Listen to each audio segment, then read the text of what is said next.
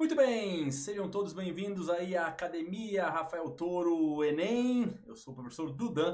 Eu vou fazer agora com vocês uma revisão para o Enem da parte de matemática, né? Vamos abordar aí as competências, falar dos assuntos mais cobrados pela prova, na prova, os detalhes mais importantes, as dicas mais rápidas, porque a gente sabe, né, que são 45 questões do Enem, então tem que saber realmente pegar todos os atalhos para ter tempo hábil de fazer grande parte das questões, se não todas, e garantir aí uma boa pontuação na sua provinha de matemática, beleza? Revisão então Enem Matemática para vocês, pegando primeiramente a competência de número 1, que fala ali que é para construir significados para os números naturais, inteiros, racionais e reais. Habilidade 1, reconhecer no contexto social diferentes significados e representações e operações com naturais, inteiros, racionais ou reais. H2, identificar padrões numéricos ou princípios da contagem. Aqui é a parte mais da análise combinatória. H3, resolver situação ou problema envolvendo conhecimentos numéricos. H4, avaliar a razoabilidade de um resultado numérico na construção de argumentos sobre afirmações quantitativas. Habilidade 5, avaliar propostas de intervenção na realidade utilizando conhecimentos numéricos. Muito bem. A parte de princípio da contagem, análise combinatória e padrões numéricos eu vou explicar numa outra parte da revisão. Essa aqui é uma revisão mais inicial da competência da área 1, tá? Então o que é preciso dominar nessa competência? Basicamente conjuntos numéricos, operações com frações, entender o que é uma fração, operações com frações, operações básicas também, saber multiplicar, dividir, principalmente divisão, e também a porcentagem básica. Primeiramente sobre conjuntos numéricos, né? Ali a gente tem que lembrar que conjuntos naturais são os primeiros números que foram criados para um homem poder enumerar os elementos da natureza. Então os naturais são compostos aí pelo 0, 1, 2, 3, 4. Depois surgiram os inteiros, com a necessidade do número negativo, mas ainda todo mundo inteiro. Observa que juntam-se aos naturais já pré-existentes a sua parte oposta, os seus, né, os negativos, mas ainda todo mundo inteiro, não temos ainda uma ideia de quebrado. Depois, os racionais. Aí sim entram os números quebrados, tá? Racional é todo número que pode ser escrito na forma de fração. Pode, não necessariamente ele está nessa forma. Com um denominador diferente de zero e o numerador inteiro, né? E o denominador inteiro diferente de zero. Já os irracionais, é a raspa do tacho. Não está de forma clara na competência, mas é bom saber que os irracionais são as raízes não exatas, o π, constantes matemáticas e as dízimas não periódicas. Mas nada além disso. Entendendo também que os números reais é a união desses dois conjuntos. O racional com o irracional. E aqui no diagrama fica tudo muito mais claro, né? A gente tem ali o conjunto dos numéricos, dos números naturais, que é o primeiro que surge, sendo abraçados pelos números inteiros, engolindo eles. Depois vem os números racionais. Do outro lado da fronteira, os irracionais. E aí essa borda aqui é o que a gente chama de número real, tá? Então, na competência 1, o candidato precisa entender a evolução de cada conjunto, que tipo de número você tem em mãos, para poder também dominar muito bem a parte de operações básicas. E aí, falando de operações básicas, gente, primeiramente na multiplicação e divisão, porque soma e subtração é tranquilo, né? A linha pela vírgula, soma e subtrai e vai ser feliz. Mas na multiplicação e divisão, que são operações muito constantes nas provas do Enem, é necessário um pouco de cuidado, primeiramente na regra dos sinais. Lembrar que na multiplicação e na divisão de sinais iguais, vai dar positivo. Tanto mais com mais, na multiplicação, como menos com menos, na multiplicação ou na divisão. Ambos resultarão em respostas positivas. Já quando temos o produto ou divisão de dois valores de sinais contrários, vai dar negativo. E aí a regra está aqui. Se os sinais são iguais, mais com mais e menos com menos, resulta em mais. Se são diferentes, mais e menos mais, resultará em negativo.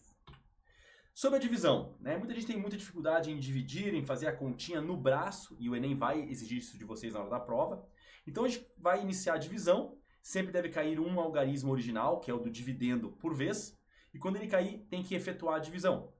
Caso não seja possível dividir, a gente coloca o zero no quociente e assim cai o próximo algarismo. Após colocar a vírgula, quando ela é, né, exigida, você vai colocar ali a vírgula no quociente, vai ganhar um zero, e a cada nova rodada, você vai ter direito a mais um zero gratuito, sem cobrança alguma, tá? Sem cobrança alguma. Caso não seja suficiente, na mesma rodada, um outro zero será solicitado, devendo para isso colocar zero no quociente. Perfeito. Perfeito. Temos aqui então, vou fazer uma continha aqui simples, tá? Deixa eu mudar minha caneta só para ficar uma caneta mais fina. Então, vou fazer uma continha aqui bem tranquila. 7.768 dividido por 75. Então, como é que eu começo? Primeiramente, esse é o dividendo, esse é o divisor. Tá? Então, eu vou pegar e vou perguntar quantas vezes o meu divisor, 75, cabe dentro do dividendo. Então, dentro de 7 ele não cabe, porque o 75 é maior. Mas ele cabe dentro de 77, cabe uma vez. Agora você vai multiplicar esse 1 pelo 75 e volta para o outro lado subtraindo. Uma vez 75, 75, que volta para cá, subtraindo. E aí 77 menos 75 sobra um 2. E aqui vem a jogada que eu disse no enunciado aqui do lado. Vai cair esse algarismo original e eu sou obrigado a dividir. Quantas vezes o 75 cabe dentro do 26? Pô, 75 é grande, 26 é pequeno. Nenhuma vez. De forma que 0 vezes 75 é 0, que vai voltar para lá, sobram os mesmos 26, e aí cai o próximo dígito. E aí o 75 vai caber dentro de 268 3 vezes. Voltarão 225 e sobrarão 343. Se eu quero seguir na conta, já que esse aqui seria o meu resto, eu boto aqui uma vírgula e coloco aqui um 0. E aí o 75 vai caber ali dentro quantas vezes? 5 vezes. Voltando, 375, subtrai, sobra um 55. E aí, para encerrar, para a gente não se demorar muito, eu tenho direito agora a um 0 e esse é gratuito, até porque não tem como colocar duas vírgulas no número. E aí o 75 cabe dentro de 550 7 vezes e eu encerro a minha conta por aqui. Tudo bem? Então tem que saber na hora da prova fazer sim operações básicas, somar, subtrair, multiplicar e dividir de forma eficaz, rápida e certeira, para não perder tempo e com isso outros itens ou questões deixarem de ser feitas na hora da prova. Beleza? Fração, tá? A fração é um modo de expressar uma quantidade a partir da razão entre dois números. Ela vem do latim fractus e também é a parte comparada com o todo. O de cima é o numerador e o de baixo é o denominador. Além disso, as frações também se relacionam a números decimais e isso é muito cobrado no Enem. De forma que o número de números que eu tenho, número de dígitos que eu tenho à direita da vírgula é o número de zeros no denominador. 2 zeros, 2 casas. 3 zeros, 3 casas. 1 zero, uma única casa. Então você pode transformar um decimal para uma fração ou vice-versa na necessidade numa questão de prova. Eu prefiro trabalhar com a fração do que com decimal. Isso é uma particularidade minha. E te digo isso por quê? Porque a gente tem muitos recursos sobre frações para usar na prova. Por exemplo, método da borboleta. Já ouviu falar? Esse é um método muito eficaz que não exige o cálculo do chamado MMC. Lembra que quando você vai somar ou subtrair frações você foi ensinado na escola a fazer pelo MMC? Existe um novo método chamado de método da borboleta que é eficaz e muito certeiro. Você vai fazer o seguinte, você vai pegar e vai fazer passo a passo o que eu vou fazer aqui. Ó. Por exemplo, 1/3 mais 1/2. Primeiro passo, você vai multiplicar os dois denominadores. Quanto que é 3 vezes 2? 6. Segundo passo, vai multiplicar o primeiro numerador da primeira fração com o sinal dela, no caso aqui que é mais, pelo segundo denominador sem sinal nenhum. Quanto que é mais 1 vezes 2? Mais 2. Depois você vai pegar o segundo numerador, ou o numerador da segunda fração, com o sinal dela, e multiplicar pelo primeiro denominador sem sinal. Quanto que é mais 1 vezes 3? É mais 3. Feito isso, é só somar tudo e, se possível, simplificar. Aqui no caso não precisa. Serve tanto para somar duas frações como para subtrair. Se fosse para subtrair, trocando aqui esse sinalzinho de mais por menos, a única diferença seria que aqui teria um sinal de menos também. E daria, portanto, uma diferença de resultados, obviamente. E aqui daria menos 1/6. Afinal de contas, se eu tenho 2 e te devo 3, e o sinal de mais é posse e o de menos é dívida, se eu tenho 2 e te devo 3, eu te dou os 2 e ainda fico aqui, ó, devendo 1. Tá aí mais um exemplo do método da borboleta para você na hora da prova ganhar tempo com soma e subtração de frações. Mas aí você pensa, e se for multiplicação de frações, o que eu faço? Aí é muito mais simples, porque para multiplicar frações, é só entender que você vai ter que estender a barra de divisão aqui, ó, e aí multiplicar ou operar em cima e embaixo, e na sequência, se possível, simplificar, que é dividir tanto em cima como embaixo pelo mesmo número. 1 vezes 1 dá 1, 2 vezes 3 dá 6 e tá feito o carreto, tá resolvida a questão. Agora, cuidem, porque o Enem adora cobrar divisão de frações. E aí na divisão de frações, por exemplo, 1/3 dividido por 1/2, A regra é clara. Você mantém a primeira fração, que é a de cima, essa aqui, e multiplica pela de baixo invertida. E invertida é virando de cabeça para baixo. De fato que vai ficar 1 vezes 2, que é 2, sobre 3 vezes 1, que é 3. Tá aí a resposta 2/3, tá? E aqui do lado a ideia, tá? Dividir por um número é multiplicar pelo seu inverso. Então, dividir por 1/2 é multiplicar pelo inverso de 1/2, que é 2/1.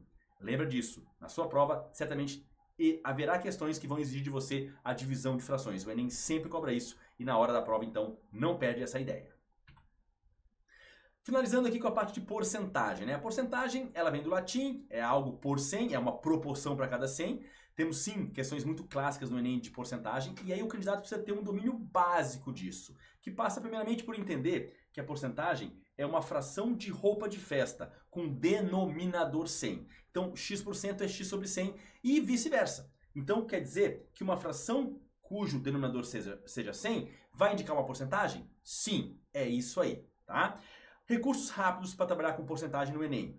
É muito bom você saber calcular, e não é cálculo, tá? É achar, na verdade. 1% e 10% de qualquer valor. Para achar 1%, basta, sem brincadeira, movimentar a vírgula 2 casas para a esquerda. Olha os exemplos. Tá, mas onde é que tá a vírgula aqui que eu não estou achando? Tá aqui, à direita, porque são números inteiros. Joga elas 2 casas para a esquerda, você vai ter 1% na sua mão. Ah, a questão pediu 2%? Dobra. Pediu 3%? Triplica. Mas menor do que isso é o atalho para achar 10%. Para achar 10%, basta movimentar a vírgula uma única casa para a esquerda. Localiza a vírgula do número original e movimenta ela uma única casa para a esquerda. Aí você vai ter 10%. E aí sim eu te digo, se você tem 10% na mão, dobrou, tem 20%. Dividiu por 2, como aqui nos exemplos, vai ter 5%. Olha que facilidade. Achar 5% sem fazer conta.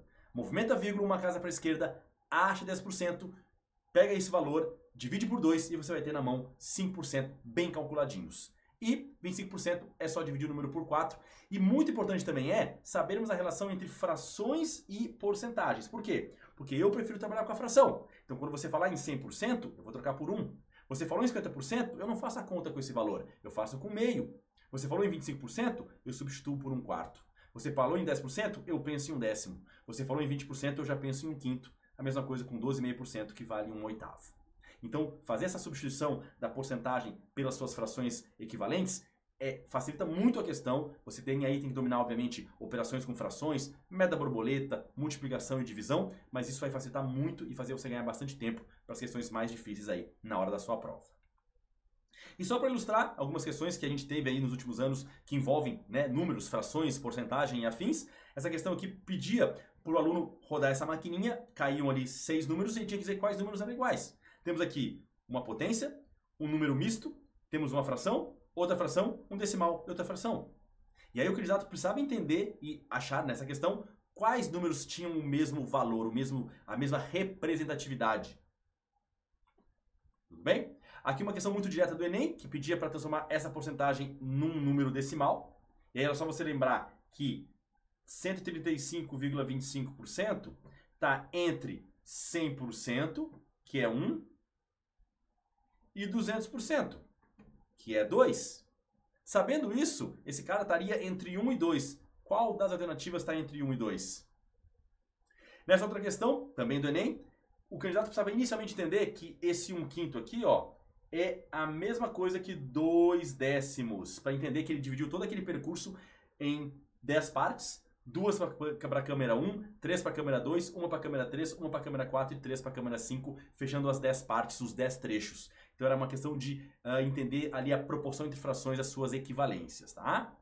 E aqui mais uma questão, também do Enem, em que o candidato tinha que dividir os 20 hectares ou por 0,4 e por 0,5. E aí sim, divisão por fração. Quando eu divido 20 por 0,5, é 20 dividido por meio, já que 0,5 é a metade.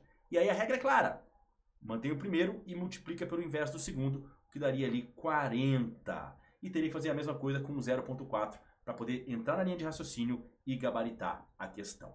Beleza? Então, gente, isso aqui mostra o quanto é necessário para o Enem, na competência 1, o conhecimento dos conjuntos numéricos, das suas principais operações básicas, com frações, com números inteiros, com números naturais e também conhecimento básico aí de porcentagem. Dominando todas essas habilidades da competência 1, eu tenho certeza que você não vai ser aí surpreendido na sua prova do Enem. Beleza? Te espero para mais dicas. Fechamos aqui o primeiro bloco de revisão. Na próxima eu vou falar sobre a competência 2 e tem muito mais pela frente para vocês. Bons estudos, boa prova e vamos junto.